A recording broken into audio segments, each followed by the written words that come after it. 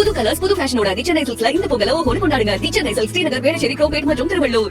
கிளாம்பாக்கம் பேருந்து நிலையம் பிரம்மாண்டமா ஓபன் ஆயிருக்குன்னு சொல்ற அதே பட்சத்துல நிறைய குறைபாடுகள் இருக்கு. இந்த டெண்டர் விட்டதுலயும் குறைபாடு இருக்கு.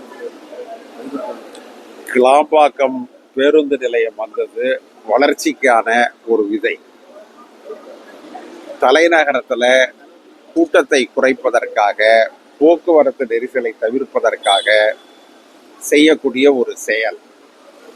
உலகத்தில் இருக்கிற எல்லா நாடுகளிலுமே துணை தலைநகரங்கள், துணை நகரங்களை உற்பத்தி செய்கிறார்கள். கும்பல் கூடுகிற பேருந்து நிலையங்கள், ரயில்வே நிலையங்களை எல்லாம் வெளியில் கொண்டு வைக்கிறார்கள். இதெல்லாம் மிகவும் அவசியம், தேவையான ஒன்று. இந்த அரசு எதை செய்தாலும் அதை குறை சொல்ல வேண்டும் என்பதற்காக ஒரு கூட்டம் இருக்கிறது. எனவே அந்த கூட்டம் சொல்வது விவாதத்திற்குரியது அல்ல.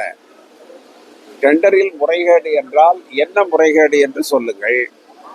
அப்படி முறைகேடு இருந்தால் அதை பற்றி பரிசீலிக்கலாம்.